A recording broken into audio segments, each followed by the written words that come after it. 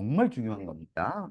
왜냐하면은 어 이제 75페이지 아랫부분 중에 한번 보세요. 어, 로마가 그 로마가 초기 정착 시대에서부터 계속해서 이웃 국가들 혹은 이웃 부족들 그거에 대해서 취하는 태도는 크게 두 개였어요. 이거는 로마가 제국 시대에도 계속 유지하던 방식이었는데 하나는 아, 이 합병을 하는 거였는데 우리가 합병을 했을 때 그 합병은 어떤 종류냐면은 이를테면은 여러분 내선일체라고 했었잖아요. 일본이 그런 식의 합병을 했어요. 근데 일본이랑 달랐던 거는 뭐 거기를 착취한다거나 거기 사람들을 조금 더 자기네보다 낮은 사람들로 보는 게 아니라 아주 대등한 사람들로서 공평하게 시민권을 부여하면서 그 나라들을 합병했어요. 그리고 더 중요했던 거는 똑같이 그 합병한 부족에게서도 똑같이 원로원을 받았어요. 그 사람들을 대표해는 그 사람들의 에, 정치적 권력을 보장해 준 거예요. 요게 이제 하나 방식이었어요. 그럼 또 다른 경우에는 어떻게 했냐면은 그 나라의 독립을 보장해 줘요. 그냥 니네가 살던 대로 살아라. 니네가 살던 대로 살지만 대신 세금을 내라. 이렇게. 근데 그 세금이라고 하는 건 주로 뭐랑 관련돼 있었냐면은 병력, 병력을 충원해 달라. 어, 그게 주된 거였었어요. 그러면 이거는 사실 고대 세계에 있어서는 거의 혁신적인 거였고 상당히 충격적인 확장 정책이었어요. 어, 어디서 그랬냐면은 둘 다가 그런데 첫 번째 요소는 뭐냐면은 절대로 고대 세계의 어떤 나라도 다른 나라를 합병하면서 대등한 정치적 권력을 주고 그 나라에 대해서 또 대등한 음, 권력을 대등한 권리를 절대 보장해 주지 않았었습니다. 근데 로마는 자기네가 무력으로 그 나라를 음, 점령한 다음에도 언제든지 니네들이 원한다면 너희도 우리와 같은 로마인이 된다. 이렇게 했어요. 그 정책을 써나갔어요. 그, 그 정책이 로마가 제국으로 성장할 수 있는 기반이 됐어요. 계속해서 로마의 시민권을 확장해 준다고 하는 사실이. 그리고 또 하나 그 정책에 의해서 로마가 얻은 이점이 있어요. 자, 더 결정적인 이점인데 뭐였겠어요? 인재의 풀이 넓어졌습니다. 그래가지고 어, 심지어 로마 황제 중에는 노예 출신들도 있었어요. 그렇게 해서 뭐 네가 게르만족이라고 할지라도 심지어 나중에는 게르만족이라고 할지라도 로마의 정책에 동의하고 그리고 로마인이 되기를 원한다고 한다면 하면서 합병을 했습니다. 그렇기 때문에 로마는 그 자기네 시민권을 나눠주고 대등한 권력과 대등한 자유를 부여하는 데 있어서 아낌이 없었어요. 이게 그리스 도시국가들과의 차이였습니다.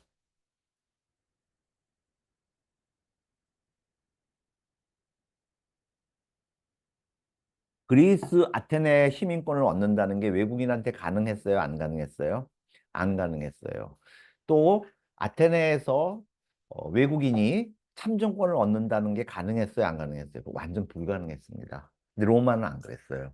그 점에 있어서는 되게 관용적이었었어요. 여기서도 어떤 게 드러나냐면은 아테네인들, 아테네인들의 굉장히 실제론적 이념, 즉 사람 사이에 차등을 둔다고 하는 실제론적 이념이 잘 반영되고 있고 또 로마인들의 실증적인 이념, 경험론적 이념이 잘 반영되고 있어요.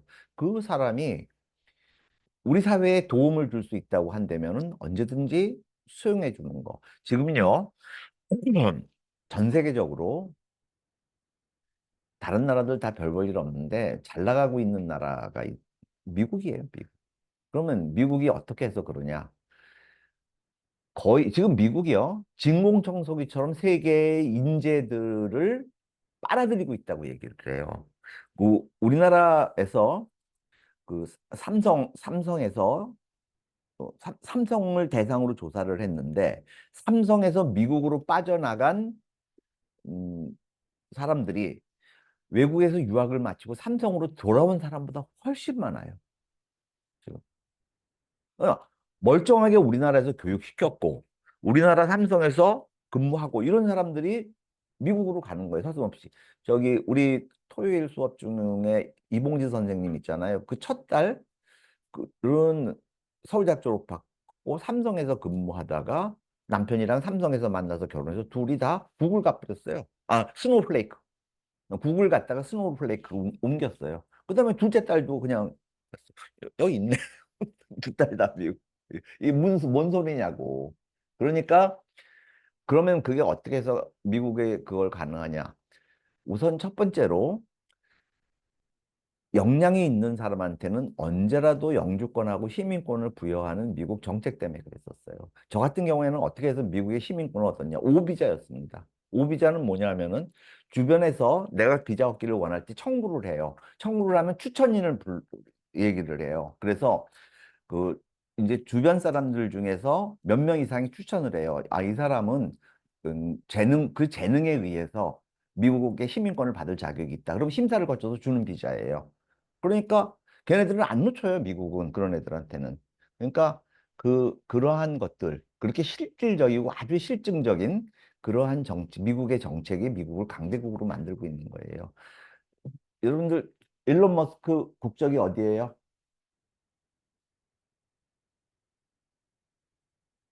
일론 머스크? 일론 머스크 남아프리카 공화국 사람이에요. 어. 일론 머스크는 남아프리카 공화국 출신이고, 그다음에 또 누가 호주 출신인데, 아유, 또 뭐 그래요. 아무튼 정 선생, 일론 머스크 고향이 어딘지 좀 봐주세요. 어느 나라 출신? 남아프리카 공화국 아니면 호주가 그 사람인가? 한번 보세요. 지금도 예? 시대요, 선생님. 네, 무슨 오신 분이 있고 문 선생님이 오셨는데 예. 이게 어떤 분 들어오고 어떤 분 들어오지? 네.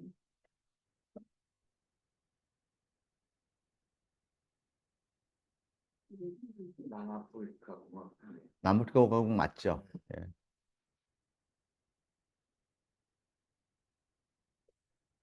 지금 뭐가 잘못된 거예요? 링크가 두 개가 뜨더라고요. 저게 예. 업그레이드가 되면서 링크가 두 가지로 나눠졌는데 예. 그러니까 저는 이제 Recording in progress.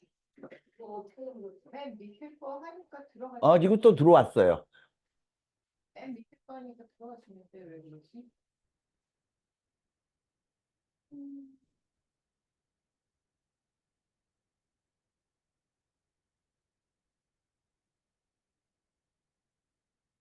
지금 속속 들어오고 있는데, 일론 머스크? 맨 밑에 거 누르고 들어가시라고 한 번만 더 얘기해 주세요. 미국적까지 들어본대요. 네. 맨 밑에 거. 그러니까 언제나 제일 중요한 거는 음, 되게 개방된 정신, 국가 운영을 할 때 되게 개방된 정신을 갖는 게 무지 중요해요. 이제 물론 어떤 사람을 받느냐에 따라서 다르죠. 그거는 뭐 사실 부정적인 측면도 또 있지만 그건 그렇다는 거예요. 어쨌든 뭐 선택의 문제예요. 그거는. 그래서 그게 되게 중요했고, 그다음에 이제 로마가 나중에 속주를 점령해 나가잖아요. 그랬을 때 이제 카이사르서부터 그 정책이 바뀝니다. 그 정책이 바뀌어서 이제 정벌을 해서 점령을 하게 되면은 시민권을 부여하거나 혹은 뭐 이렇게 자유를 보장을 해주고 그 다음에 걔네들로부터 세금을 걷고 이런 정책을 벌여요. 그냥 직접 통치에 들어가요. 그 프로콘술이라 그러죠. 음, 그거에 되게 비슷한 개념은 총독일 거예요, 아마. 프로콘술은 왜 프로콘술이라 그러냐면은 이제 속주의 총독으로 나가기 위해서는 일단 집정관직을 한번 해야 돼요. 그 집정관이 콘술이거든요. 그래서 프로콘술, 집정관직을 한 적이 있다. 그래서 프로콘술이라고 해서 그 사람들을 총독으로 내보내게 됐죠. 그래서 직접 통치 들어가요. 그게 왜 두 가지 이유가 있어요. 거기에는 하나가 자기네가 점령한 지역이 단일한 정권 하에 단일한 국가를 이룩하고 있을 때에는 그 나라들과 동맹을 맺으면서 세금만 받으면 됩니다. 그런데 나중에 점령을 해나가는 지역들은 되게 부족으로 흩어져 있는 야만적인 지역이었었어요. 골만 해도 그랬었습니다. 그러다 보니까 행정 권력이 공백인 거예요. 그 방대한 지역이. 그래서 그 방대한 지역을 로마 제국으로 일부러 포섭하기 위해서는 거기에 무엇부터 도입해야 됐냐면은 정치라고 하는 걸 도입해야 됐었어요. 그러니까 어쩔 수 없이 걔네들을 로마 제국에 편입시키기 위해서 직접 통치를 하게 되죠. 그렇게 해서 이제 카이사르 시절서부터 그게 바뀌어 나가지만 어쨌거나 그 사람들한테도 나중에는 다 시민권을 부여합니다. 도울 사람들한테도 다 시민권 부여하고 일단 로마의 영토 내에 있는 사람에게는 전부 시민권을 부여하게 돼요. 나중에.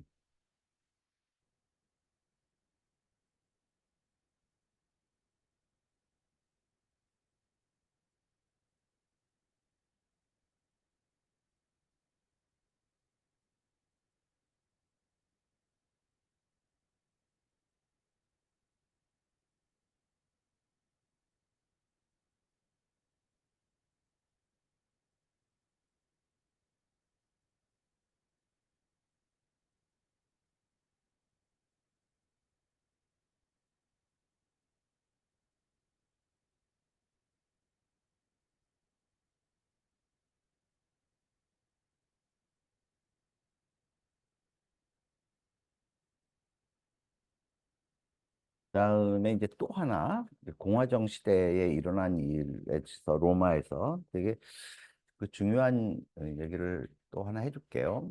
로마의 전쟁이 바로 이웃 부족들하고 사이에 벌어지게 되고 그리고 그 전쟁이라고 하는 게 항상 단기전이었을 때 그때 그 로마의 주된 병력을 이루었던 중장비 보병 아직도 안 돼요? 아니, 지금 보고 있어요. 이게 녹화가 잘 되고 있어요.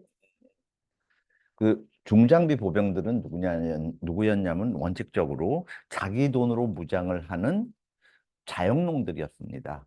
그러면 이 사람들은 어떤 생각을 갖고 있냐면 내 영토를 내가 지킨다는 생각을 갖고 있었어요. 그러면은 자기 돈으로 무장할 수도 없고 또 자기가 지킬 필요가 있는 영토, 즉 농지가 없는 사람들은 전쟁에 참여할 이유가 있겠어요, 없겠어요? 없었어요, 애시당초에. 그런 사람 계급을 뭐라 그런다 그랬어요, 로마로? 로마 말로? 맞아요. 프롤레타리아. 라틴어로 이 프롤레스가 자식입니다. 그러니까 자식밖에 없는 사람들. 가진 거라고는 자식들밖에 없는 사람들을 프롤레타리아라고 한 거예요. 그래서 그 사람들은 전쟁에 참여를 안 해도 됐습니다. 자영농은. 그런데 이제 로마가 장기적인 전쟁을 상시적으로 계속 전쟁을 치러야 됐었어요. 그거에 대해서 이제 여기에 이 책에서도 나오지만 역사가들의 견해는 둘로 갈려요. 로마는 제국을 건설하려는 야심이 있었다는 견해 하나랑 다른 하나는 로마는 자기의 안전 보장을 위해서 계속 전쟁을 해나갔다 하는 저는 후자라고 봐요. 왜냐하면은 여러분들이 카이사르의 갈려전기를 읽어봐도 그 전쟁의 시작은 언제나 로마의 동맹국을 다른 부족이 건드림에 의해서 시작돼요. 그러면 어떤 가령 예를 들어서 이제 바로 도화선이 된 그리스, 지금의 그리스, 옛날에는 헬베티우스였어요. 헬베티우스. 그 헬베티우스가 이웃 부족한테 침략을 당하고 있어요. 그리고 나서 예? 스위스. 그리스라 그랬어. 스위스. 헬베티우스. 예. 그 지금은 아니지만 옛날에 스위스 프랑 있잖아요. 스위스 프랑에는 그 헬베티우스라고 써 있던 거 알아요? 자기네 동전에 이렇게 동그랗게 헬베티우스 이렇게 써 있었어요. 예. 자기네들 헬베티아인이라고 불러요. 스위스인들은. 그리스인들은 자기네를 뭐라고 부르는 줄 아세요? 예? 어, 엘라스. H가 묵음이라 엘라스인이라고 부르죠. 예. 아무튼 그래 가지고서 그 헬베티우스를 걔네 자기네 동맹국이었거든요, 로마에. 걔네들을 보호하기 위해서 출정한 게 그렇게도 길고 그렇게도 방대한 고을 원정기의 시작인 거예요. 이렇게 또 그렇게 해서 그러면은 언제까지 전쟁을 해야 되냐? 적성 국가가 없을 때까지 해야 되는 거예요. 언제나 위협의 원인이 되는 것들을 싹까지 제거해야지 되니까. 그러다 보니까는 로마가 계속 확장돼 나갔었던 거예요. 그게 이제 그 정책이 실패한 게 언제였냐면 게르만족에 대해서였습니다. 게르만족을 완전히 제거하고 그다음에 게르만족으로부터의 모든 위협을 제거하겠다는 그 로마 제국의 꿈은 실현되지 못했어요. 그러기에는 게르만족이 너무도 방대한 영토를 갖고 있었고 그다음에 또 너무나 많은 인구를 가지고 있었어요. 또 로마도 예전 같지가 않았습니다. 그거였죠. 그래서 이제 뭐 그렇고 그 다음에 이제 또 여기서 우리가 이거는 이제 87페이지에 있는 내용인데 중요한데 그냥 넘어갔네.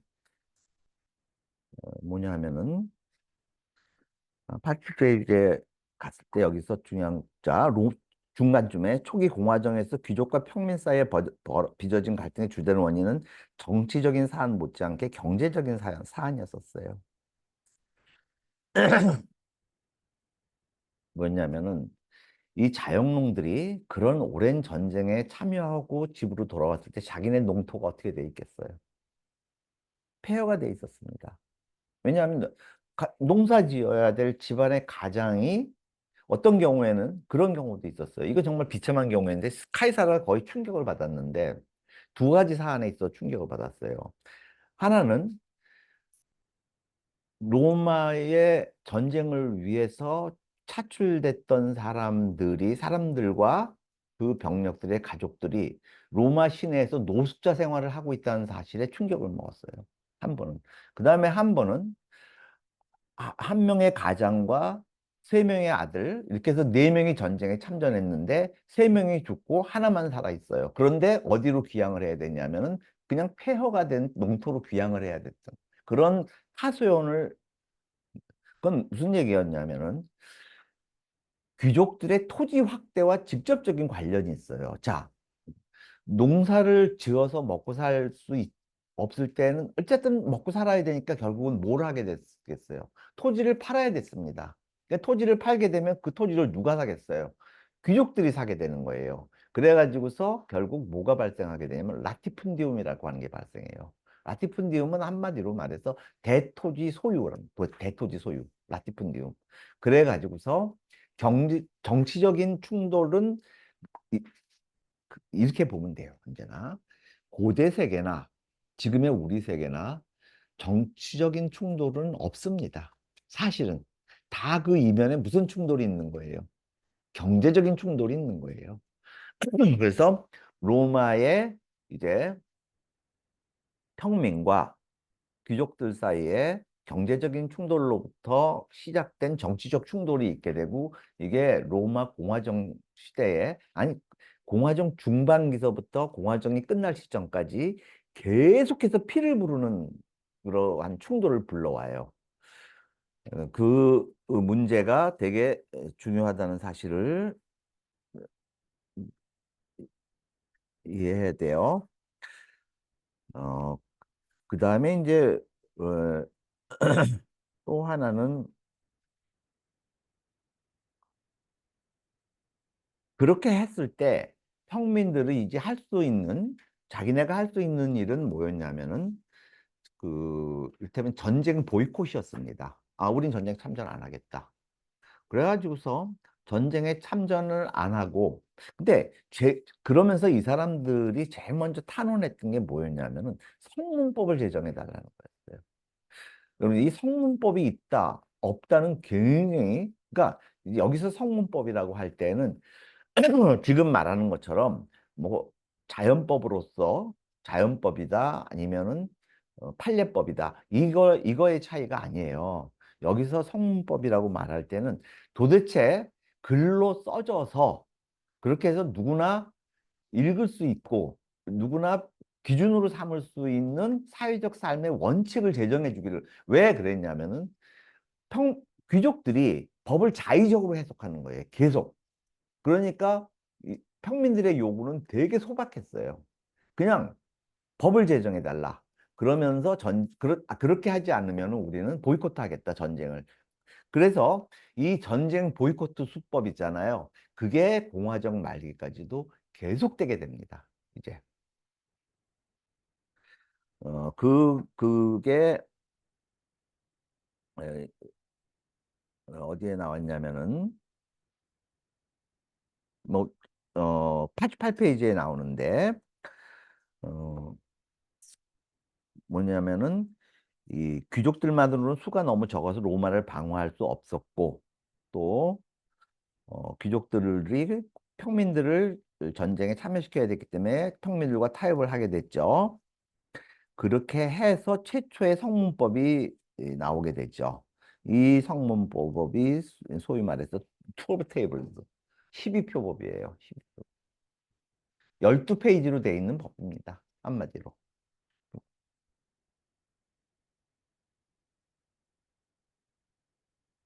연동 연전 452. 예? 예, 뭐라고요? 몇년 전에 나왔죠. 예. 연전 451년 페리클레스 아테네. 예, 근데 기원전 451년인 펠로폰네소스 전쟁 시작될 때예요. 예.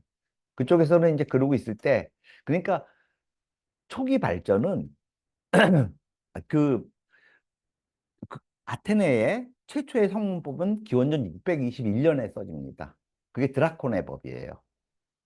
그러니까 초기 발전은 로마가 훨씬 늦었죠. 그래도 소통은 있었나 봐요. 이렇게 파견하는 거 밥을 하려고 지금 보면 아테네 파견을. 로마는 문화, 정치, 예술 모든 분야에서 아테네를 많이 배웠어요. 아테네로부터.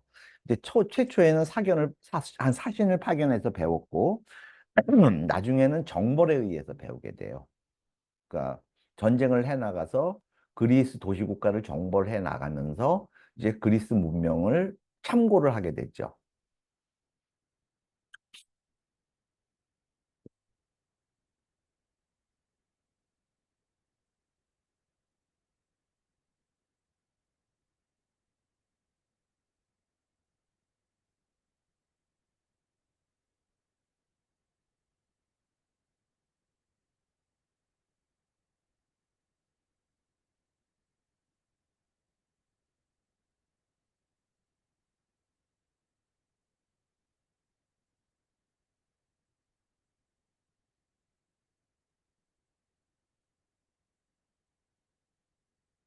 그 하나 또 참고로 재밌는 얘기를 해줄게요.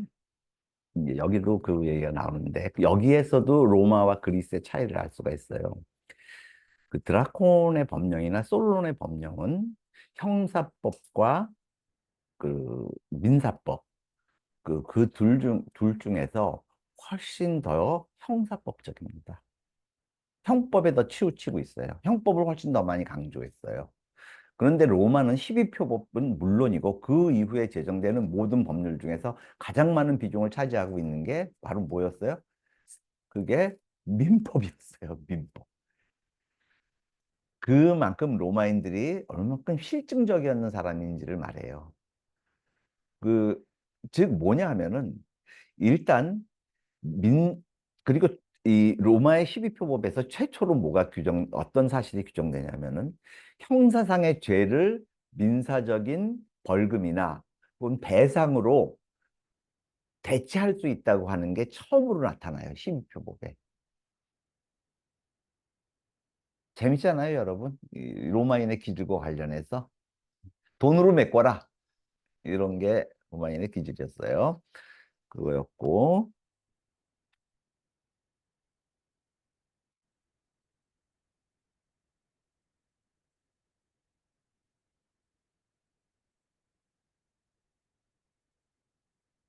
그 로마는 법을 할 때 평민과 귀족이 동일했나요? 아니면 귀족한테는 또 완화되게 하고 예, 법의 적용이 예, 평민이랑 귀족이 동일하게 했어요. 예, 아니면 동일했어요.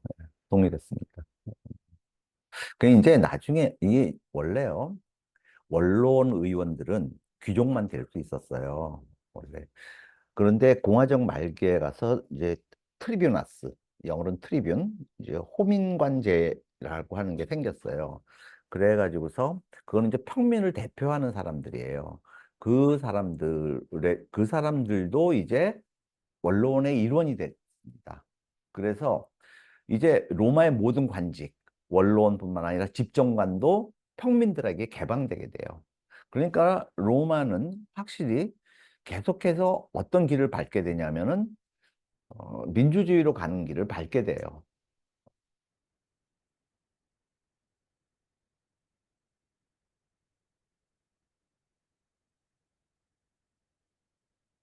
그 여기서 이제 되게 중요한 거는 이게 중요해요. 그리스인들은 자기네 정치 시스템에 의해서 완전히 민주주의로 진행을 해나갔지만 자기네들의 이념인 귀족주의는 끝까지 사라지지 않았습니다. 플라톤적 이념은 끝까지 안 사라졌어요. 계속 그러한 것들이 사람들을 상당히 많이 지배를 했어요. 근데 로마인들은 애시당초에 귀족이라고 하는 사람들의 정치적 특권보다도 귀족들이 가지고 있는 경제적 이익에 관심이 많았어요. 언제나. 로마의 분쟁은 딱 어느 견지에서 보면 되냐면 경제적 분쟁이라는 견지에서 보면 돼요. 절대 정치적 분쟁이 아니에요. 가만히 들여다보잖아요. 그러면은 이제 또 그걸 뭘 봐서도 알 수 있냐면은 로마도 이제 맨 처음에 어떤 관직에 대해서 관직 그 자체에 따르는 금전적 보상은 없었어요. 네, 그리스도 물론 없었죠. 근데 로마인들은 관직에 따르는 이익을 살살 인정해주기 시작합니다. 그 사람들한테. 특히 어디서 얻는 이익이 제일 컸냐? 외국과의 전쟁에 의해서 정벌에 의해서 얻는 이익이 제일 컸어요. 그런 걸 인정해줘요. 그리스는 인정했냐? 안 했습니다. 그러니까 로마인들은 그러니까 그리스인들에게 있어서 아랫대라고 하는 거는 언제나 명예를 의미했어요. 근데 로마인들은 어땠냐? 물론 명예가 중요하다. 그렇게 얘기는 하지만 언제나 그 이면에는 경제적 동기가 숨어 있었어요. 되게 중요해요. 여러분 그런 말을 하잖아요. 돈이 말을 하면 사람들이 입을 닥친다. 그런 속담이 있는 거 알아요? 몰라요? 영국 속담 중에 돈이 말을 하면 사람은 입을 닥친다. 그게 라틴 속담이에요. 참고로 말하면 그것가 또 중요하고 그 다음에 여기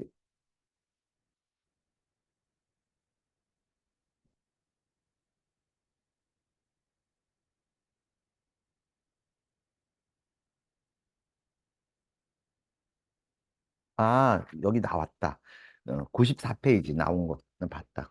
94페이지에 그 다이어그램 하나 보세요.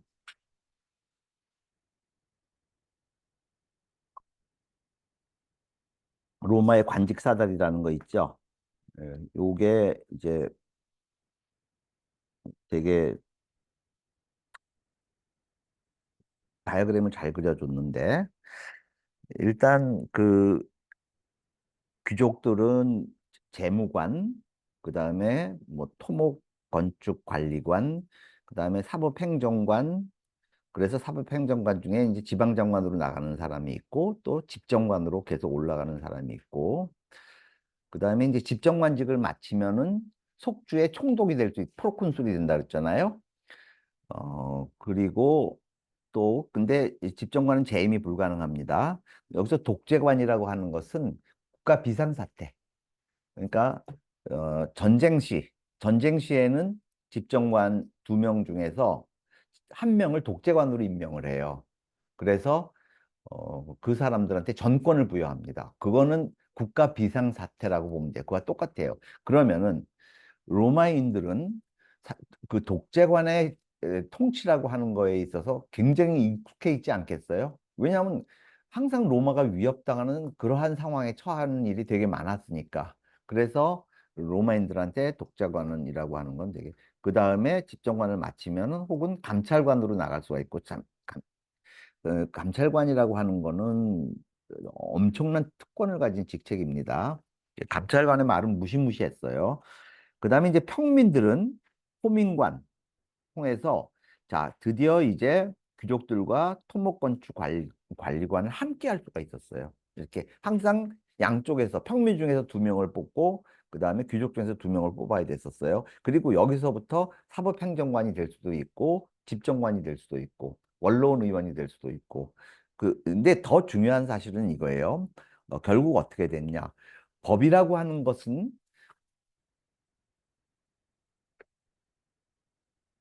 법은 원로원에서 만들잖아요. 그쵸? 우리나라 국회에서 법을 만들듯이. 그런데 드디어 어떤 일이 있게 되냐면은 이 평민들의 트리뷰나스, 이 평민의회, 평민회의에서도 법을 제정할 수 있게 된 겁니다. 이제. 그렇게 돼서 평민과 귀족이 대등한 정치적 권력을 갖게 돼요. 예, 민주주의로 계속 진행을 하는 거죠. 그래서 요 다이아그램은 외워두세요. 예.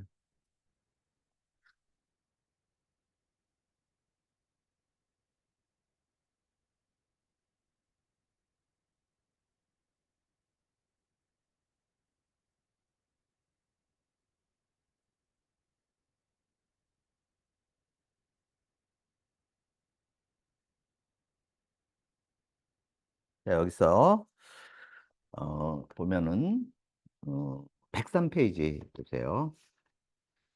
103페이지 공화정이 실행된 뒤 첫 몇 세기 동안에 트리부스 평민회에서 평민들에 의해 통과된 제안들. 자, 제안만 있었어요. 이거는 그럼 이 제안은 어디에다가 하냐?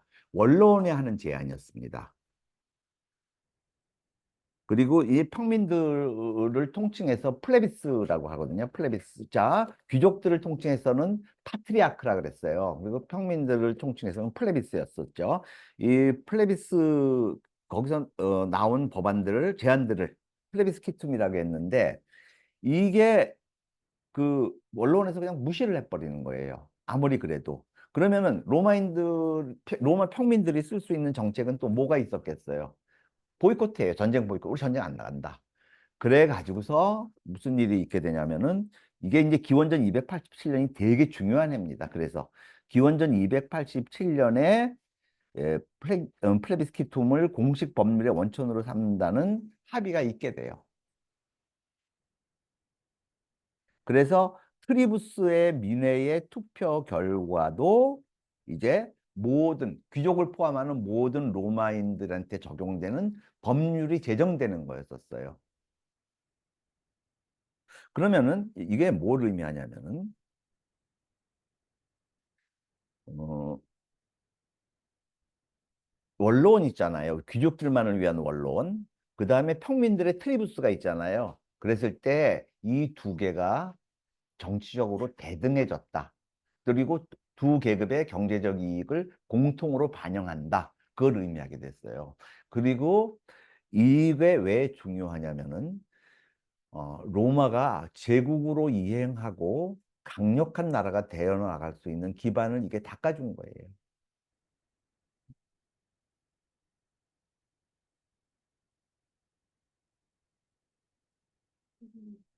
알렉산더는 로마를 침공을 안 했죠. 안 했죠.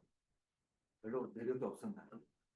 이제 얘기를 해줄게요. 당시에 고대 세계에서 가장 부자 나라, 그 다음에 가장 풍요로운 땅이 페르시아였습니다. 페르시아가 엄청난 부자 나라고, 그 다음에 엄청난 곡물 생산을 했고, 엄청난 사치품을 만들었어요. 그러니까 그 다음에 두 번째는 뭐였냐면은 당대 로마라고 하는 거는 그냥 가서 식민을 하기 위한 곳이지 문명이 자리 잡은 곳이 아니었었어요. 그때만 해도 별로 관심이 없었어요. 그때는 어느 정도였냐면요. 로마가 라틴 반도 있잖아. 이탈리아 반도. 이탈리아 반도도 통일하기 전이었습니다. 그다음에 이탈리아 반도 나폴리 있죠. 나폴리 이남은 다 그리스 거였어요. 어차피. 그러니까 거기는 침공할 가치를 별로 못 느꼈어요. 그다음에 또 두 번째로 중요한 사안은 그쪽 지역은 그리스 지역, 마케도니아 지역, 테살리아 지역, 이 지역에 대해서 어떤 정치적인 위협도 안 됐어요. 근데 페르시아는 큰 군사적 위협을 직접적으로 가하고 있었어요. 그러니까는 어느 쪽으로 정벌이 향할지는 알 수가 있는 거죠. 제일 컸던 거는 페르시아의 풍요로움이었습니다. 이제 그거에 대해서 정말 예언적인 말이 있어요. 헤로도토스가 그 사기에서 한 말인데 정말 이거 예언이다 싶은데 풍요로운 땅에서 살기보다는 척박한 땅에서 살면서 풍요로운 지역 사람들을 지배하라. 그런 말을 해요. 그런 거는 하나의 모토였던 거예요. 그 말은 사실 그리스 지역, 그 다음에 그리스 북부 지역도 오지게 가난한 지역이었습니다. 지금은 어느 지역이냐 하면은 지금의 마케도니아, 세르비아, 헤르체고비나, 보스니아 뭐 이쪽 지역이에요. 그 지금도 거의 찢어지게 가난해. 아니 지금이야 뭐 부와 가난이 토지의 비옥함에 좌우되진 않지만 어쨌건 그쪽 지역은 내내 그렇게 가난한 지역이었어요. 그, 그러니까 동방으로 향해야 될 건 분명했던 거죠. 문명도 동방에 있었고.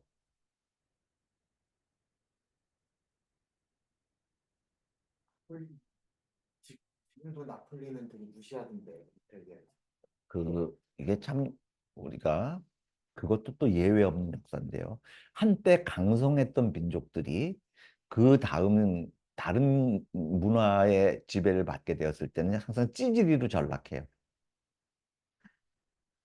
그래서 사실 공화정 공화정 중반 기원전 300년경만 해도 나폴리 이남 지역이 제일 잘 사는 지역이었습니다.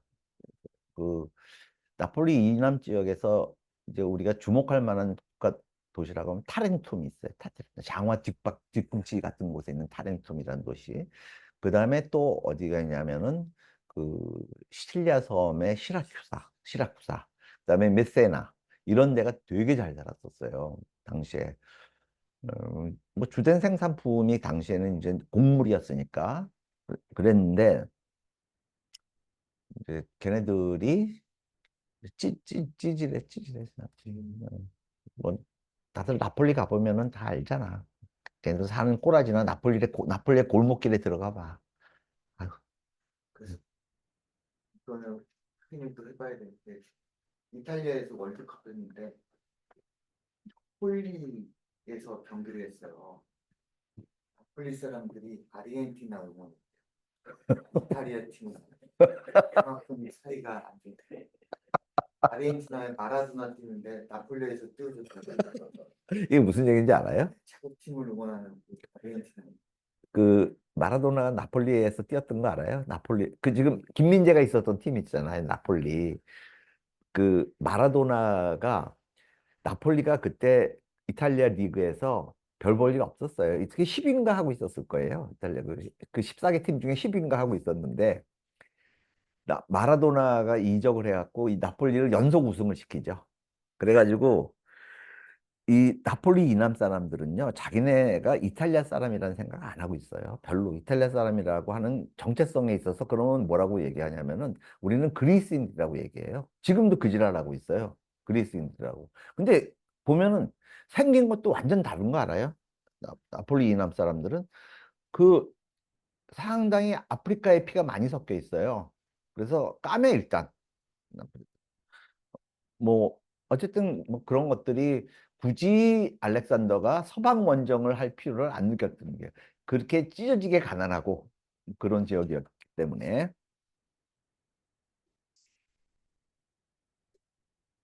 예? 리비우스가 로마에서 예. 로마의 이 군대하고 같이 군대를 했으면 어떻게 됐을까? 그걸 리비우스가 가정을 했는데 그래도 로마가 이겼을 거다. 나도 읽은 기억이 난다. 예, 예, 그래도 로마가 이겼을 거다. 페르시아는 제국의 그 뭐야 이게 독재 그런 제국이었던 예, 민주제가 아니었기 때문에 국가의 단합을 못 이끌어내고. 예. 주변에 주변에서 공부를 낼수 있는 꼭 우리가 이후로 피하지가 않던 건데 예, 로마 맞아요. 근데 이제 그게 리비우스는 포에니 전쟁을 본 사람이거든요. 포에니 전쟁이 어땠는지에 대해서. 근데 나는 알렉산더를 못 이겼을 것 같아. 그때. 왜냐하면은 로마는 아직도 전술이 촌스러웠어요. 전술도 촌스러웠고, 그리고 로마 그 알렉산더 원정기에는 로마가 그렇게 강성해 있지 않았어요. 아직까지는. 그렇게까지 강성했지는. 몰라. 그때가 아니고, 만약 당대에, 알렉산더가 있었을 당대에 로마 쪽에 카이사르가 있었다. 쓸데없는 얘기지만, 그러면 로마가 좀 승산이 있을 것 같아. 알렉산드로스하고 그 당대 로마가 아니고 그렇죠? 예, 예. 약간은 뒤가 아, 로마는 무적이었어요. 그러니까,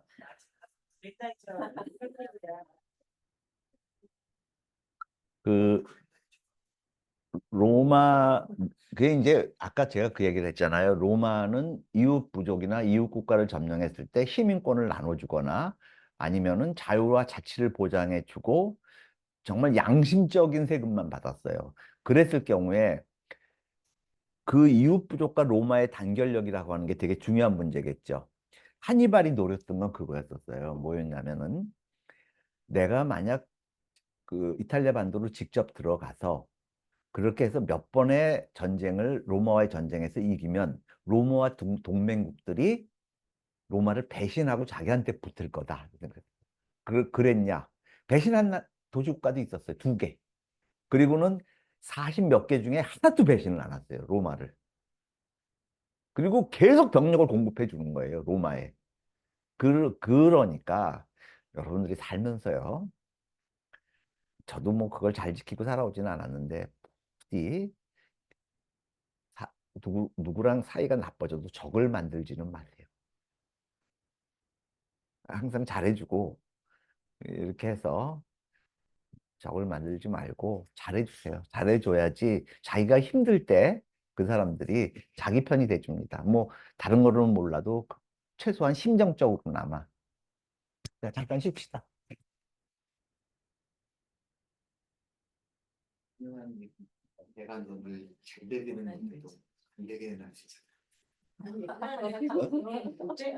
맞다니까. 그럴 수 있다니까.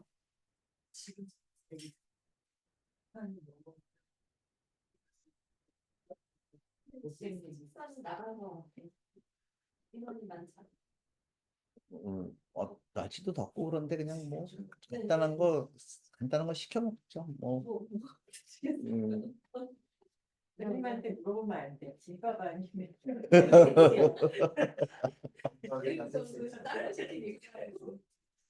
중국집이요? 시켜 먹는 밑에 중국집. 내려가서 그럼 중국집이면 내려가서 그러니까 그럽시다. 내려가서 우성강 내려가서. 네. 그 일이 많아지더라고요. 아니 나는 어제 완전 위축됐어. 왜요? 김태경 선생님한테 아니 맛있는 거에 별로 관심 없죠. 천만의 말씀하셔서 맛있는 거. 다 그렇지 않을까요? 그러니까 그래 다른 사람이 다 네. 끄떡끄떡 했어요. 그래서 네. 이게 내가 별라고 막. 여기 왔을 때 교수님이 뭐라고 얘기하셨냐면 저는 여기 우리 학생들 너무 좋아요. 입맛이 까다롭지 않아서 저는 무서워서 다들 그러신 건데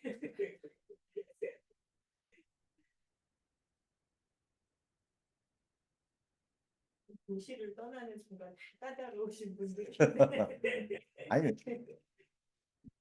아니 까다로운 거는 아는데 뭐 먹는 거에 까다롭지는 않을 거야 이렇게 생각을 했던 것 같아요.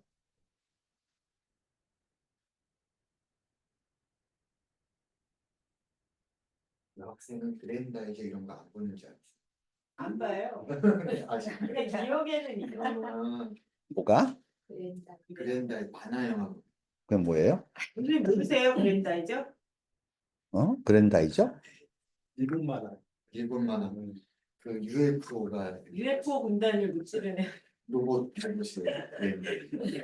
근데 그 얘기를 왜? 그거 왜까 왜? 로봇 태권브이야 그랜다이저 얘기하시고. 그랜다이저. 로버트 태권브이 아세요? 몰라요. 아 모르시는구나. 네. 한순간 상륙의 기억을 없으신 기억하셨어요. 아니 어렸을 때 만화 보셨을 거잖아요. 봤어요. 76년이면 76년 고등학생이시죠? 예? 76년. 뭐가? 1976년에 고등학교시죠. 고3. 76년에 로봇 태권도 고3이고 그런 거. 재밌었어요. 76년도에 그러면 유행했던 영화는 뭐였어요? 영화? 네. 사실 나는 그런 말 하면 할 말이 없는 게 저는 뭐 별나게 공부를 잘하지는 않았어요. 그렇지만 되게 착실한 모범생이었어요. 그래가지고 이 영화를 보러 간다거나 만화를 본다거나 만화방에 간다고 하는 거는 그거는 용납이 안 됩니다. 내가 내 자신한테. 그러니까 제가 공부 못해서 고등학교를 떨어졌을 때 사람들이 공부를 안 했다고 생각하죠. 아니에요. 열심히 했는데 안 된 거예요. 네. 되게 어려운 건데. 갑자기 좋아지지. 그러니까. 어머니가 그래가지고 제가 중학교 다닐 때 그때는 YMCA에서 유료 IQ 검사를 했는데 IQ 검사를 했는데 86이 나왔어. 86. 근데 네, 86이. 그래가지고 어머니가 그 86이라는 IQ가 의미하는 바가 뭐다. 이렇게 그때 지금이야 뭐 경계성 인격 장애라고 하지만 당시에는 뭐라 그냥 바보다. 백지다. 이런 얘기를 듣고 우리 어머니가 와서 방바닥을 두들기면서 울었어요. 망했다고. 그랬는데 대학교를 들어갔더니 우리 땐 계열별이라 적성 검사를 하는데 적성 검사가 IQ 겸해서예요. IQ 겸해서 검사를 했는데 제가 서울대학에서 제일 높았어요. 176. 그때 어머님의 반응은 근데 그게요. 내가 그렇게 찌질한 삶을 이어온 시간이 너무 길었기 때문에 내가 아무리 그렇다고 해도 우리 어머니한테는 돌아가실 때까지도 나는 바보였어요. 그거를 못 벗었어요. 서울대 들어가셨을 때요. 그 우리 아버지 얘기인데 소가 뒷걸음질 치다가 뒤져봤다. 주발봤다. 와. 우리 때는 그게 가능했던 게 본고사였거든. 본고사 4과목 잘 치면 가는 거였으니까 좀 후루후루 갔다. 아 근데 그래도 이점이 있긴 있네요. 본고사 4개면 쓸데없는 과목들하고 상관없이. 그렇죠? 우리 네. 때는 심플했어요. 네. 네, 심플했기 때문에 우리 때는 지방 애들이 많이 들어왔어요. 서울대를. 그러면은 그 과목 수가 작고 그러면 관리의 필요가 별로 없거든요. 그러다 보니까 그러면 뭐 수시가 있었던 것도 아니고 그러다 보니까 본고사만으로 결판을 내는 거니까 지방 애들이 지방 애들이 반 이상이었어요. 지금은 내가 모르는 거죠. 뭐요? 내가 뭐 국영수하고 하는 뭐예요? 과학. 초등학교 동창 보면 제가 IQ 86, 90 몇 명 알거든요. 그래요. 친구에서. 예. 그러면 그 친구들은 좀 기술 배워서 잘 살아요. 못하는 게 문자를 읽고 해독하는 거 되게 힘들어요. 제가 그랬습니다. 당시에. 예. 뭔 말을 하는지를 모르겠는 거예요. 교과서를 봐도. 난도 없어요. 그게 어느 순간 거치셨구나. 고2. 네. 번개를 맞으신 거 아니에요? 번개를 맞았는지 어떤지 모르겠지만 안개가 뿌옇게 끼어 있었는데 뭔가 선명해지고 아주 맑아졌다는 느낌을 받았어요. 어느 때부터, 어느 순간서부터인가. 그리고 방학 끝나고 여름방학 끝나고 첫 번째 모의고사에서 전교 1등을 했어요. 그 다음부터 졸업할 때까지는 계속 전교 1등. 근데 뭐가 발목을 잡았냐면 그래도 계속해서 발목을 잡힌 게 있었는데 그게 공부한 기간이 너무 짧았던 거예요. 계속해서 음대 간다고 피아노를 치고. 그래서 나는 1년 2개월인가 공부했어요. 1년 2개월 공부하고 대학 갔죠. 그 다음서부터는 내 인생에서 아카데미에서 실패라는 건 없었어요. 아주 자신만만했죠. 그 다음서부터는 뭐를 해도 뭐 어마어마한 것도 나 다 잘할 수 있어 막 이런 자신감 그런 것들이 생겨났죠. 그게 제가 아주 대표적인 그 대기만성 예, 아무튼 흔한 일은 아니어서. 네. 그러나 아이들 검사할 때 그 시험 문제가 뭘 뜻하는지도 모르고 그냥 찍으셨겠네. 이 몸을 뭐 하는 거지? 제대로 된 테스트는 안 찍어 찍어.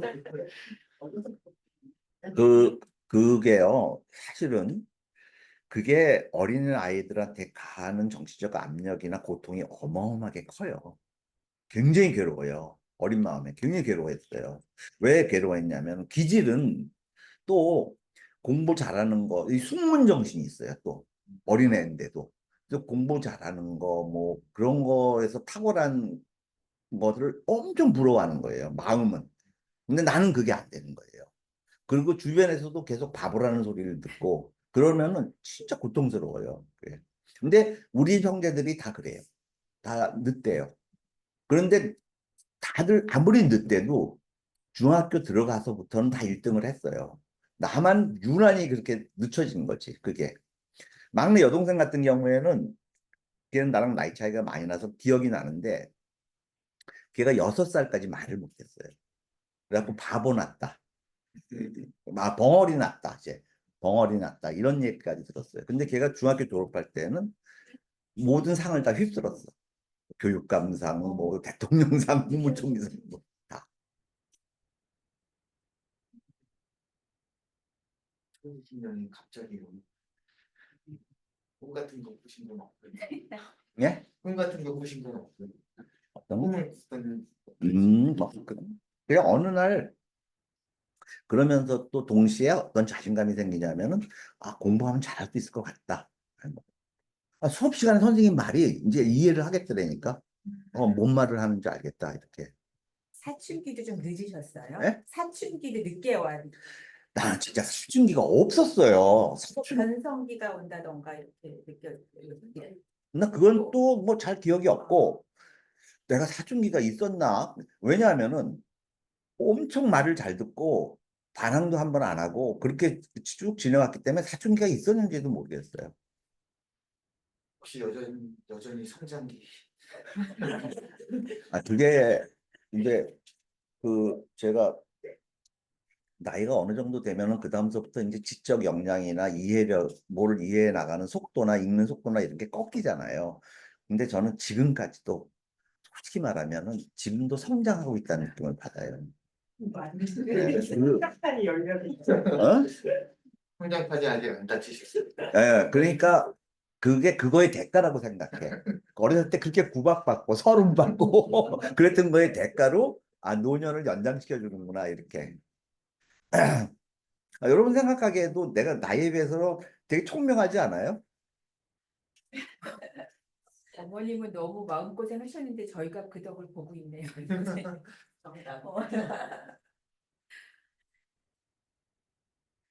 한번 생각해 보세요.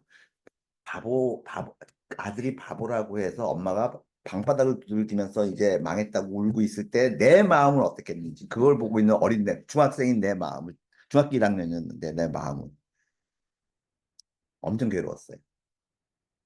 그냥 내가 죽어야지 되나? 막 이런 생각까지 했으니까.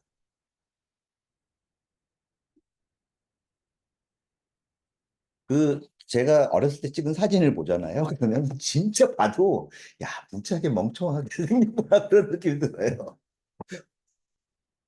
저희 초등학교 때 맨날 코 흘리고 6학년 때까지 코 흘리고 뭘 봐도 정상이 아닌 애 같아 보이던 지진아 같은 애가 있었거든요. 근데 걔가 나중에 어른 돼서 만났는데 의사가 된 거예요. 저런 경우도 있구나. 그런 사람들이 의사가 잘 돼요. 괜찮은 게 아니라.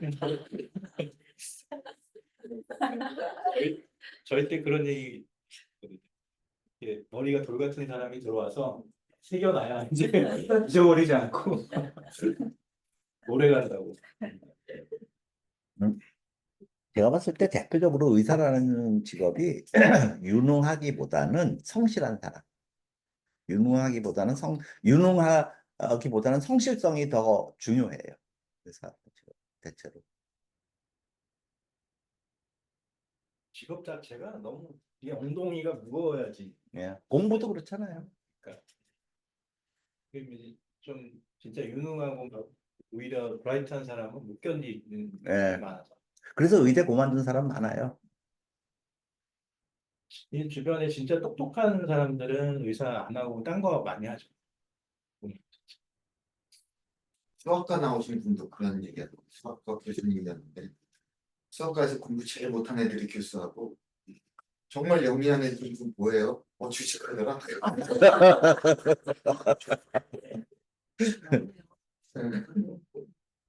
펀드 매니저가 좀 많이 보는 네, 그쪽으로 빠지지.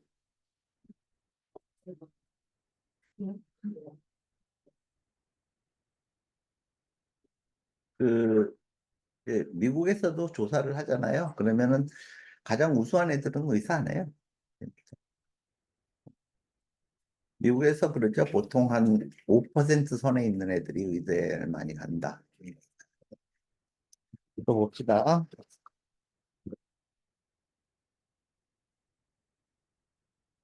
그래서 뭐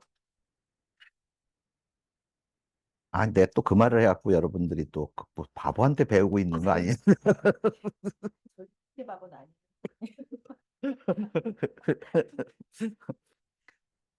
그 성경에도 나오지만 시작은 미약하였지만 끝이 장대하고 있으니까. 자, 근데 그게 되게 중요했고, 야, 여기서 트리부스 평민회, 그러니까 103페이지에서 트리부스 평민회는 평민 출신의 토목 건축 관리관을 선출했는데 가장 중요하게는 정말 중요합니다. 이 말이 10명의 호민관을 선출했어요. 이 호민관은요, 이 사람들의 권력은 막강했어요. 그래서 호민관의 권력은 집정관 권력 다음이었습니다.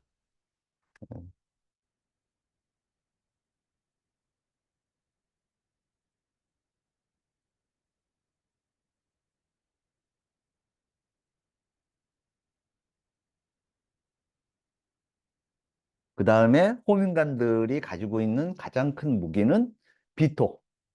이제 그거가 처음으로 사실 이 라틴어에 웨타레라는 동사가 있어요. 웨타레. 웨타레. 그 웨타레라는 동사는 영어로 말하면은 오포즈, 반대한다 이런 말이에요. 여러분 어, 아우디레라는 동사가 뭘 것 같아요? 듣는다라는 동사일 것 같지 않아요? 그러면은 여기서 일격이 뭐예요? 나는 듣는다. 아우디오. 그 다음에 이격은 아우디스. 그 다음에 삼격은 아우딧 이렇게 나가요. 아우디무스, 아우디티스, 아우디운트 이렇게. 요게 지금 뭐가 돼 있어요? 명사화 됐잖아요. 그래서 영어 단어 중에는 이렇게 라틴어 동사가 명사화된 게 되게 많습니다. 이거는 웨토, 웨토스, 웨토, 웨토무스, 웨토티스, 웨토운트 이렇게 나가요. 그래서 요거 나는 반대한다 이 말이 지금의 비토권이 된 거예요. 네.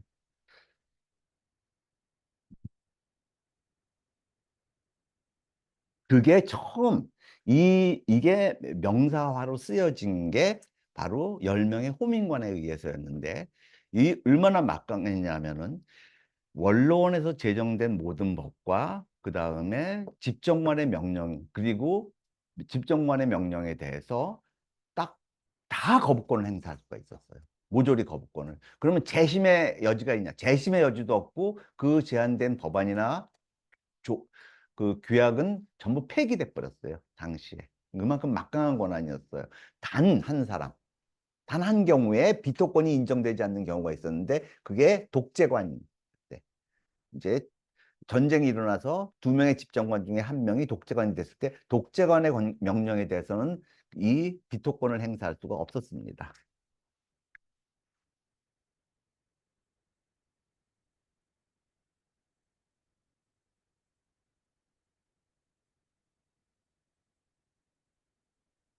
선생님, 그 토목건축 관리관은 예.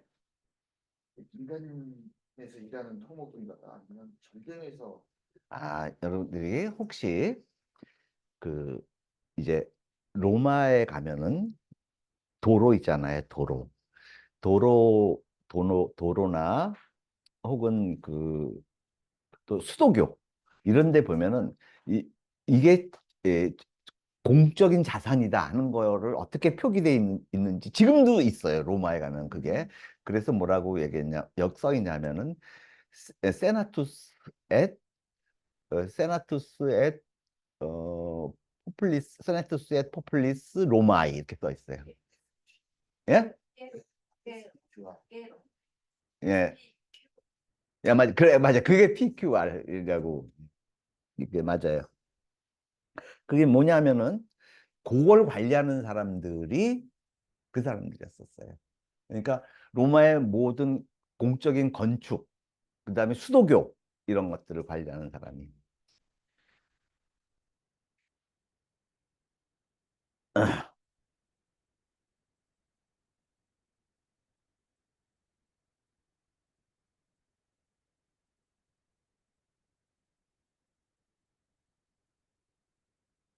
이제 그래 가지고서요. 이 로마의 정치 시스템은 되게 복잡했어요. 일단 로마의 정치 시스템이 이중 삼중으로 얽혀가지고서 복잡했다는 사실을 이해하는 게 되게 중요해요.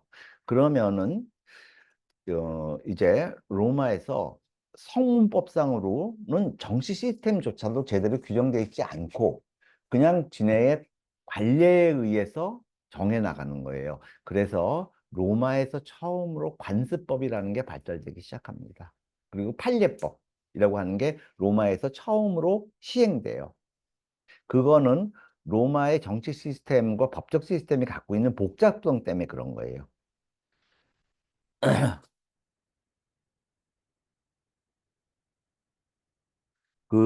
그러면은 이제 이런 나라는 자, 어떤 정해진 법률과 어,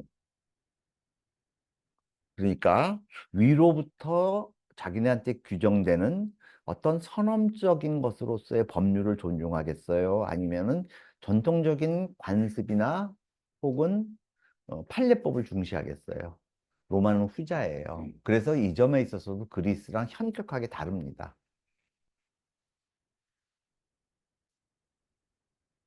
자, 그 다음에 107페이지. 107페이지 이거는 제일 바람직하게는 외워주는 게 좋아요.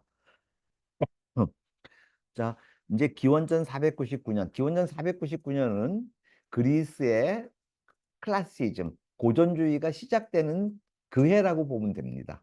딱 일치해요. 그때 로마인이 라티움의 이웃들을 물리침. 자, 이제 로마의 일곱 언덕에 있는 그 로마인들이 주변의 라틴인들을 정벌해 나가서 상당히 많이 정벌 사업을 성취했을 때, 그다음에 그로부터 100년 후 396년, 자, 로마인이 마침내 에트루리아의 베이를 최종적으로 진압하고 이 정복으로 영토를 2배로 늘려요. 이걸 한 사람이 누구예요? 베이 전투에서 승리한 사람. 에트루리아의 베이에서 전투에서 승리한 사람. 누구야? 예. 저는 키킨나투스로 알고. 나오는 적이 있었던 것 같고요. 예. 제가 찾아봤더니 레이전투가 마르스토리우스 카멜로스 이 사람한테 맞아요. 근데 이 베이 전투가요, 굉장히 여러 번 오랫동안 벌어졌어요. 예. 이게 베이 전투가 60여 년간 벌어지면서 특별히 누가 승리를 했다라기보다는 근데 이 전쟁을 종식시킨 사람이 키킨나투스예요. 최종적으로. 그래서 아마 이제 그 사람으로 얘기를 하는 게 킨킨나투스로 알다 보통 그렇게 얘기를 합니다. 그 다음에 387년에요. 정말 로마가 영원히 자기네들의 기억에서 잊혀지지 않을 사건이 하나 있게 돼요. 이게 뭐냐면은 이제 보통 켈트족의 일원인 고울족, 이 로마를 공격하여 약탈합니다. 이 기억은요, 어느 정도로까지, 누구한테까지도 메아리 치는 기억이냐면은, 아니, 그래서 로마가 자기네의 영토가 유린되는 첫 번째 사건이었어요. 그리고 엄청난 파괴를 자행합니다. 정말. 너무너무나 야만적인 파괴를 자행해요. 약탈을 하고. 나중에 그, 그, 이 골족, 이 고울족을 어, 라파엘로가 뭐라고 부르냐면 고트족이라고 불러요. 그러니까 고트족도 고울족의 일원이라고 본 거예요. 그래가지고서 그 프랑스에 세워지고 있는 새로운 건조물들을 고트족의 건데 그 고트족이 이 로마를 약탈하고 폐허로 만들듯이 지금 또 유럽 세계를 예술 세계, 유럽의 예술 세계를 폐허로 만들고 있다까지 막 비평을 합니다. 그만큼 이 기억이 그 이탈리아인들 1510년까지도 메아리 칠 정도로 큰 사건이었어요, 이게. 그래가지고 로마를 어떻게 해서 이 사람들이 물러나게 됐는지 알아요? 어? 돈 줘요, 돈.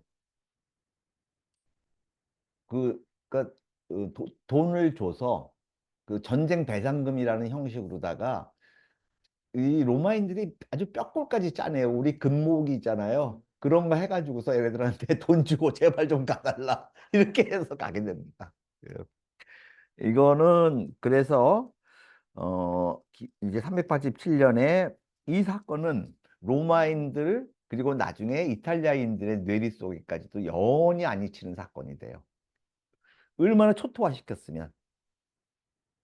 그리고 이제 이 사건이 또 로마인들한테는 굉장히 큰 사건이었던 게 그 고울족들은 무조건 정벌해야 된다는 고울족을 정벌하는 거에 대해서는 고울족을 정벌하고 그리고 고울족들을 무찌르는 거에 대해서는 로마인들 누구나 다 양손을 들어서 찬성하는 일이 되고 그게 어디에까지 영향을 미치게 되겠어요. 카이사르가 이게 로마 이제 카이사르가 저, 그 집정관으로서 이제 고울족들을 정벌해 나갈 때 전투가 어느 정도 진행됐을 때 카이사르한테 철수를 요청을 했어요.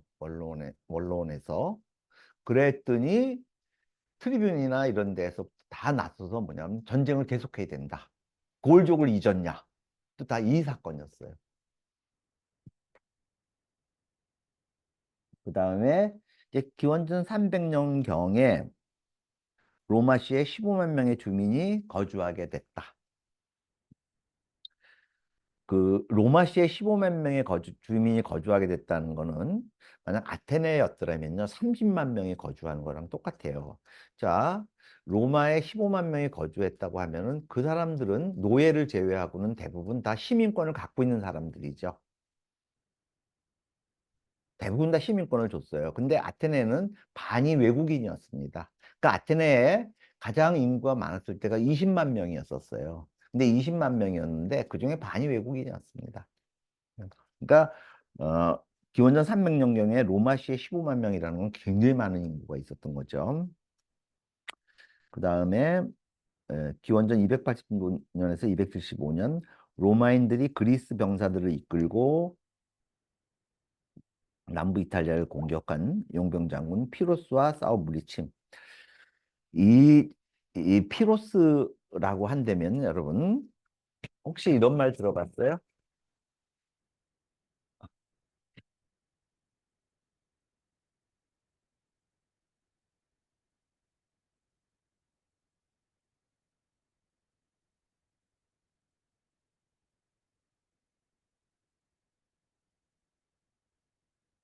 피로니안 빅토리. 혹은 또 뭐라고도 얘기해요, 이거를?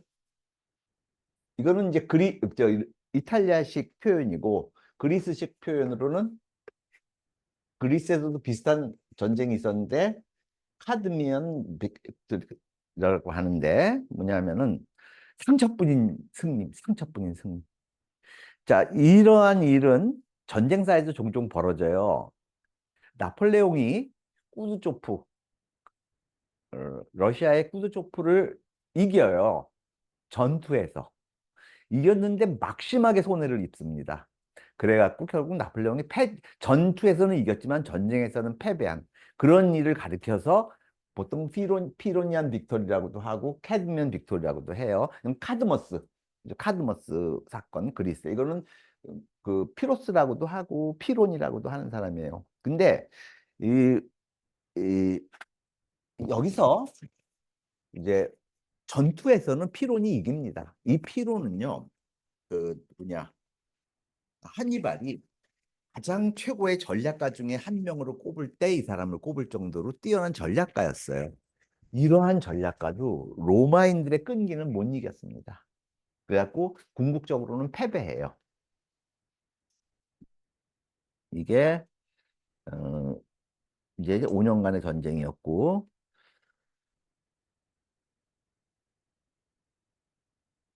그 다음 사건이 자 이게 264년에서 241년 사이에 1차 포에니 전쟁 그 다음에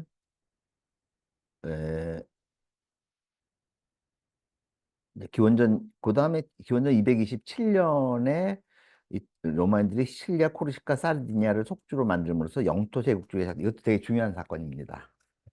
이제 처음으로 왜 중요한 사건이냐면 처음으로 얘네들이 정벌한 다음에 걔네들을 시민권을 부여해서 같은 나라를 만들거나 그건 걔네들의 독립을 인정해주거나 이게 아니에요. 이제 직접 제국주의로 나아가요. 지배하기 시작을 하게 되는 사건입니다. 그게 시칠리아, 코르시카, 사르디니아.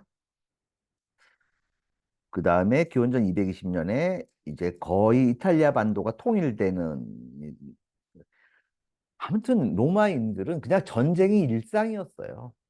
그래서 계속해서 전쟁을 벌여온 끝에 포강 이남의 이탈리아 반도 전역을 장악하고 자, 그 다음에 지긋지긋한 전쟁이 벌어지죠. 218년에서 201년 사이에 로마인들이 한니발의 이탈리아 침공에도 불구하고 2차 포에니 전쟁에서 카르타고인들을 물리칩니다. 그러니까 1차 포에니 전쟁이나 3차 포에니 전쟁은 별 볼 일 없었어요. 그거는 그냥 큰 전쟁은 아니었어요. 그런데 이제 1차 포에니 전쟁은 사실은 국지적인 분쟁이었습니다. 어디서 벌어진 전쟁이었냐면은 그 시칠리아 있잖아요. 시칠리아 섬에서 두 개의 도시국가가 있었는데 메시나하고 시라큐사 그 두 개의 도시국가 사이의 분쟁에 의해서 양쪽 군대가 다 파견이 됐어요. 로마에서도 파견을 했고 카르타고에서도 파견을 했고 그래서 어 이제 영어로는 퓨니고라 그러는데 그 제가요 요 퓨니고 제2차 포에니 전쟁 제2차 포에니 전쟁에 대해서는 여러분한테 그 제가 어, 구글을 검색을 해서 그 프린팅을 할 거예요. 그래서 2차 포에니 전쟁은 우리 좀 한번 읽어봅시다. 왜냐하면은 2차 포에니 전쟁은 고대에서 제가 생각할 때 고대에서 발생한 전쟁 중에서 두 개가 되게 중요한 전쟁이 있었어요. 그 하나가 페르시아 전쟁입니다. 그 다음에 또 다른 하나가 2차 포에니 전쟁이에요. 왜 그러냐 하면은 첫 번째 전쟁은 서방 세계 전체가 즉 그리스로부터 자 어, 서양의 문명 자체가 되게 헬레니즘적이잖아요. 그 헬레니즘을 지켜낸 전쟁이 페르시아 전쟁. 서방 세계에 고유하게 앞으로 계속해서 서방 세계를 지배하게 될 이념인 헬레니즘을 지켜낸 전쟁, 즉 동방으로부터의 서방의 영향력을 차단한 전쟁이 그 전쟁이에요. 물론 이제 나중에 저 오스만 트루크에 의한 전쟁도 있고 막 있었지만 그래도 그게 중요해요. 고대 세계에서 한정해서 보면. 그 다음에 다른 하나는 북부 아프리카로부터의 서방에 미치는 영향력을 차단한 전쟁이 포인 전쟁이에요. 이게 만약 포에니 전쟁에서 카르타고가 이겼다. 그러면은 현재의 서방 세계에 고유한 여러 가지 문화는 존재할 수가 없었습니다. 그 이제 이 사실을 하나 한번 이해해 보세요, 여러분. 동부 유럽, 이제 서부 유럽이라고 한다면은 서부 유럽에 되게 나라가 많을 것 같죠. 자, 서부 유럽에 전통적으로 속해 있었던 나라는 우선 첫째, 영국, 그죠? 그 다음에 북부 유럽, 북부 유럽 중에서도 에스토니아 이동, 이서, 에스토니아 왼쪽, 그러니까 뭐 스웨덴, 노르웨이, 덴마크 뭐 이런 나라들. 그 다음에 어디? 그 프랑스, 여기까지가 서부 유럽이었어요. 그러면 독일은 어디냐? 중부 유럽이었습니다. 그 다음에 이제 동부 유럽이 되죠. 그러면은 독일이 양차 세계대전을 일으킬 수밖에, 독일이 좋아서 그 전쟁을 일으켰냐? 일으킬 수밖에 없었습니다. 양차 세계대전은. 그 양차 세계대전의 원인이 무엇라고 생각하세요? 혹시 배운 바 있어요? 식민지 영토 전쟁이라고 많이 식민지를 위한 영토 전쟁. 그러면은 그 식민지 전쟁에서 영토 확보, 식민지 확보를 위한 전쟁이라고 이제 했을 때 독일이 전체 유럽을 상대로 일으키잖아요, 사실상. 그렇게, 그런 이유는 독일이 식민지 쟁탈전에서 뒤졌다는 걸 의미하죠. 그러면은 독일이 어디서 먼저 뒤졌기 때문에 식민지 쟁탈전에서 뒤졌냐면 독일이 하나의 단일한 국가를 만드는 데 있어서 늦었습니다. 그게 민족 국가의 탄생이 늦었어요.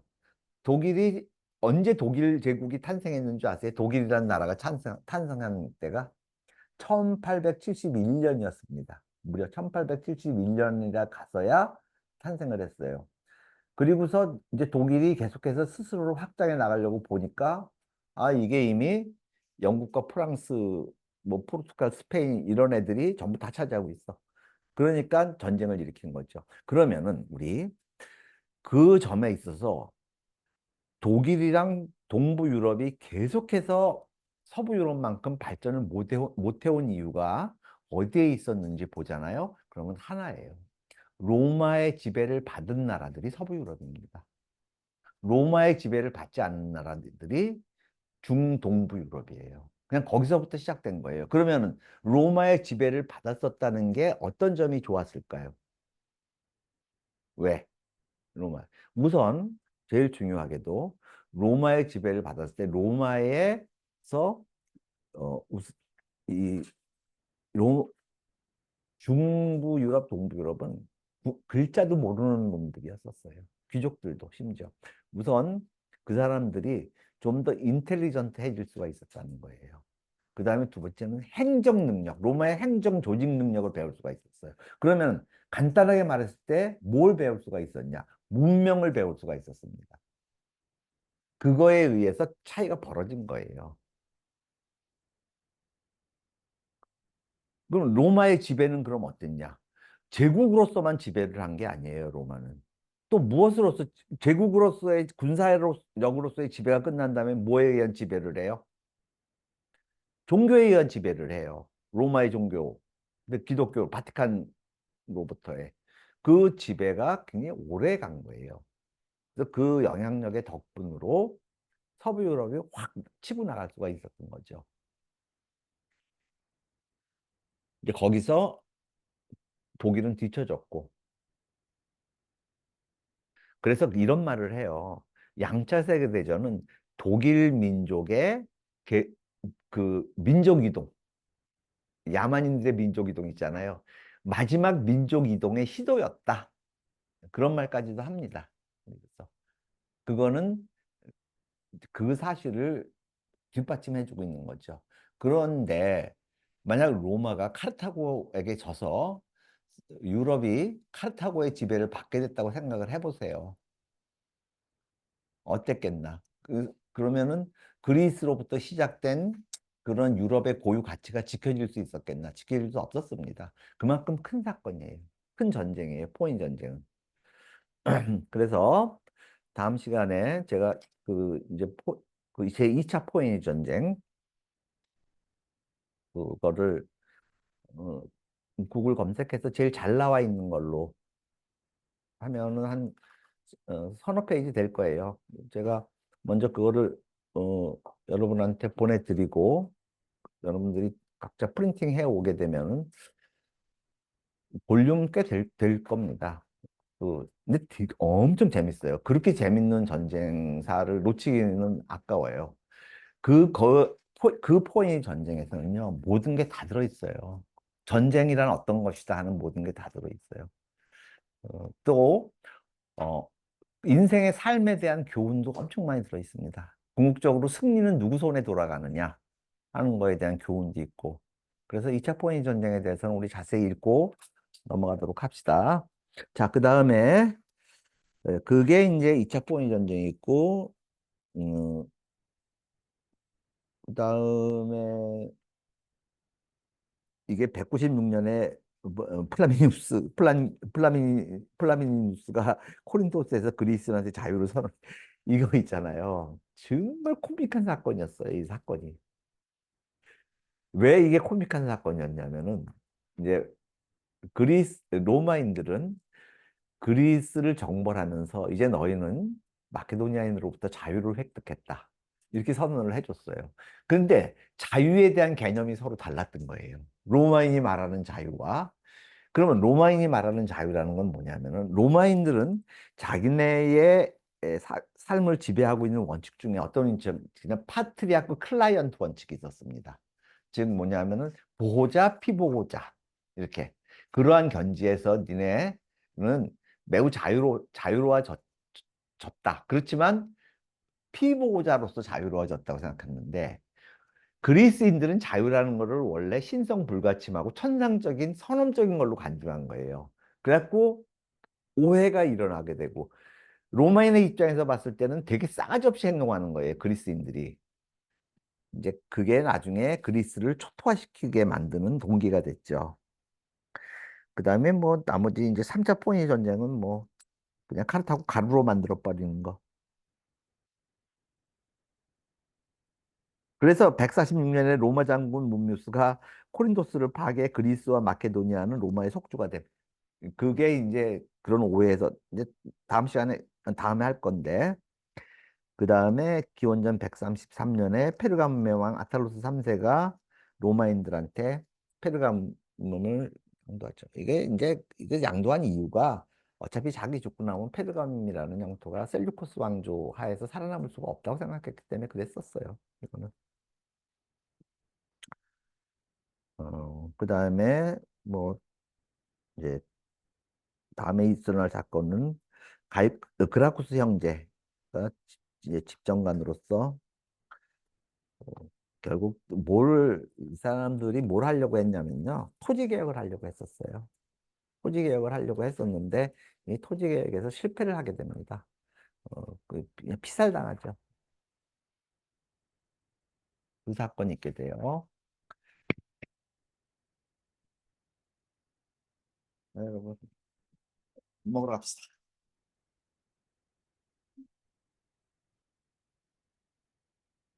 이 전쟁사 중에요. 제가 읽어봤을 때 제일 재밌는 건 전쟁 그 자체로만 봤으면 물론 갈리아 전기도 재밌고 페르시아 전쟁사도 재밌어요. 펠로폰네소 사는 거 재밌고 근데 제일 재밌는 게 이게 제2차 포인트잖아요.